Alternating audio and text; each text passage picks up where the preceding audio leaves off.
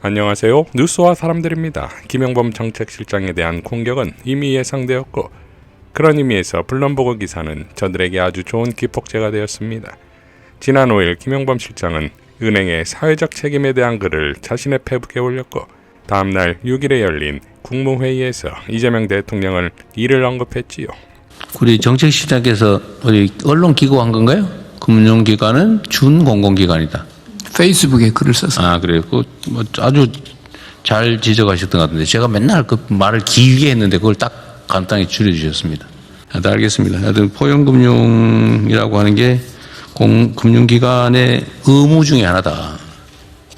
그죠? 이걸 계속 주시시켜야 될 것 같습니다. 그 누가 그렇게 욕을 해요? 누가 그렇게 욕을 해? 준공공기관이라고 그러니까. 금융회사들이 좀 아무래도 금융회사에서요? 더 깊은 고민해야 되니까 좀 그런 것 같고요. 실장님은 권한을 가지고 있으니까 그냥 뜻대로 하세요. 자, 이때부터 저들의 타격 대상임을 예상할 수 있고 11일 밤 김영범 실장은 차원이 다른 나라 AI 시대의 한국의 장기 전략이라는 제목의 글을 올렸고 다음날 저들은 이것을 코스피를 폭망시킨 원인으로 둔갑시킵니다.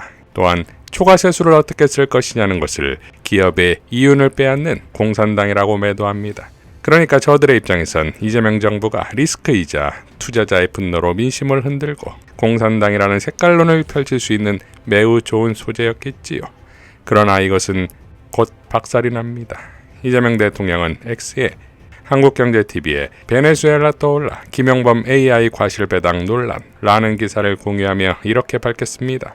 여론 조작용 가짜뉴스 안 됩니다. 김영범 실장이 한 말은 AI 부문 초과 이윤으로 발생하는 국가의 초과 세수를 국민 배당하는 방안 검토이고 이에 일부 언론이 이 발언을 편집하여 김 실장이 기업의 초과 이윤을 국민 배당하는 방안 검토를 주장했다는 음해성 가짜뉴스를 유포하자 김 실장이 이를 부인하고 초과 세수 배당 검토 주장이었다며 해명 아닌 설명을 친절하게 하였고 관련 보도까지 났음에도 여전히 이런 음해성 보도를 하는 이유가 뭘까요? 정치적 비난이나 비판도 사실에 기반하지 않으면 민주주의를 해치게 된다는 점을 반드시 기억해야 합니다. 라고 밝혔습니다. 이어 공유된 기사는 언론사가 삭제했지요.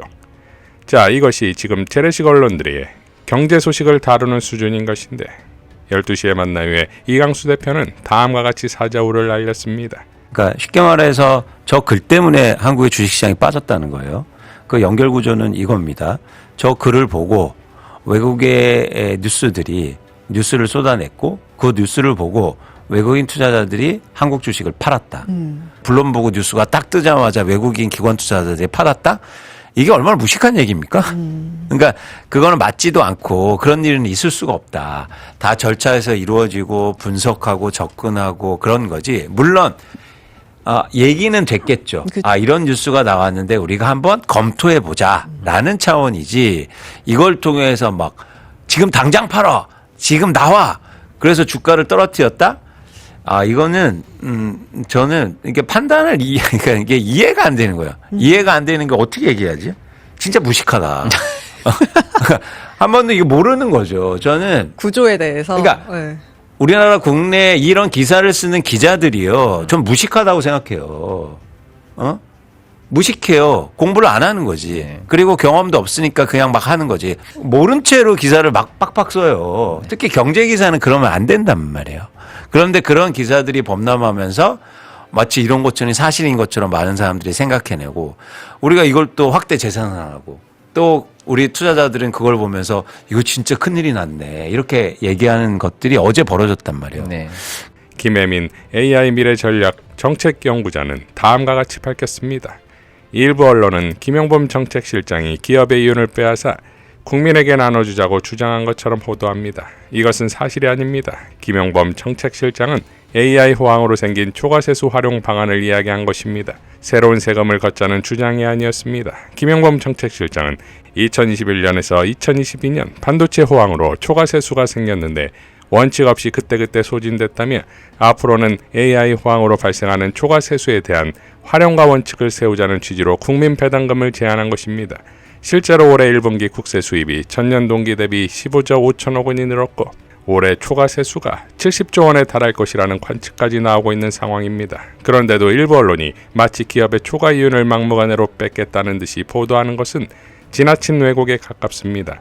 김영범 정책실장이 던진 화두를 주가 떨어진다고 매도해 논의를 원천 차단하는 것은 가볍게 지나쳐선 안 될 문제입니다. 김영범 정책실장이 던진 기본 화두는 AI 시대의 극소수 기업 중심의 구조가 될 수 있고 부익부 빈익빈이 더 커질 수 있다. 그럴 때 사회를 어떻게 안정화할 것인가였습니다. 이를 위해 김영범 정책실장은 국민 배당금과 함께 공공일자리 확대와 복지 중의 화두도 함께 다뤘습니다. 이것이 국민 대다수가 갖고 있는 문제의식입니다.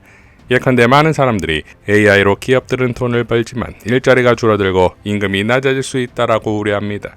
기술 발전으로 인해 산업 구조가 바뀌면 사회 구조도 적응하고 변화해야 합니다. 그 대비를 누가 언제 해야겠습니까? 정부와 국회가 선제적이고 주도적으로 해야 마땅합니다. 그래서 김영범 정책실장이 화두로 던진 것은 매우 적절하고 필요한 일입니다. 그런데 일부 언론의 왜곡성 보도와 일부 정치인의 흑색 선전으로 주가 떨어졌다, 공산주의다라는 마타도어식 비난이 쏟아져 김영범 정책실장이 던진 화두는 사회적 논의를 시작도 못 해보고 사실상 입틀막을 당했습니다. 이것은 가벼운 문제가 아니라고 생각합니다. 이런 식으로 사회적 논의가 왜곡되고 원천 차단되면 사회 변화는 더뎌지고 민의로 움직이는 민주주의가 제대로 작동할 수 없습니다. 우리는 이번 논란으로 언론과 정치인의 역할에 대해서 깊이 생각해 보아야 합니다. 라고 밝혔습니다. 자, 이재명 대통령이 추구하는 오직 민생을 위한 경제적 이념, 철학과 싱크로나율 100%인 김영범인 것이고, 그러니 수구기득권 세력들은 김영범을 입틀막해야 하는 것인데 언론의 무식함으로 폭망했지요. 그러니 김영범 정책실장이 제시한 이번 논의는 논란 때문에 사장될 것이 아니라 오히려 본격적으로 논의해야 하는 것입니다. 이제 대한민국 주식시장의 최대 리스크는 재래식 언론입니다. 같은 날 이런 언론에 직격탄을 날린 정청래 대표가 있습니다. 13일 정청래 대표는 기자회견에서 한 기자의 질문에 이렇게 발언했지요. 좀 당 일각에서는 보수 결집하는 지역에 이렇게 좀 당대표께서 움직이는 게 역효과가 난다, 뭐 이런 목소리도 일각에서 나오는데 좀 여기에 대한 당대표님의 입장이 좀 궁금합니다. 제가 분명하게 말씀드립니다.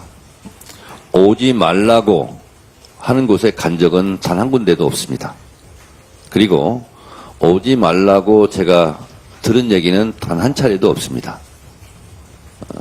오라는 곳은 많고 몸은 하나고, 그래서 몸이 10개, 100개였으면 좋겠다는 생각만 합니다. 일부 언론에서 그런 얘기들을 하고 있는데 언론이 문제라 저는 그렇게 생각합니다. 당대표의 일정, 동선에 대한 방해가 아닐까, 그런 생각도 가끔 합니다. 제가 대구 김부겸 후보 사무실에 가서 분명히 말씀드렸습니다. 대구는 김부겸 얼굴로 선거를 치르겠다. 그리고 오라면 오고 가라면 가겠다. 그리고 뒤에 서라면 뒤에 서겠다. 그 기조를 한 번도 제가 어겼다고 생각하지 않고 있습니다. 또 상대적으로 경상북도는 너무 많이 와달라고 그럽니다. 그래서 울릉도뿐만 아니라 경상북도 전역에 대표가 와서 좀 지원 유세를 해달라, 그렇게 얘기를 합니다. 언론에 나온 것과는 많이 다릅니다.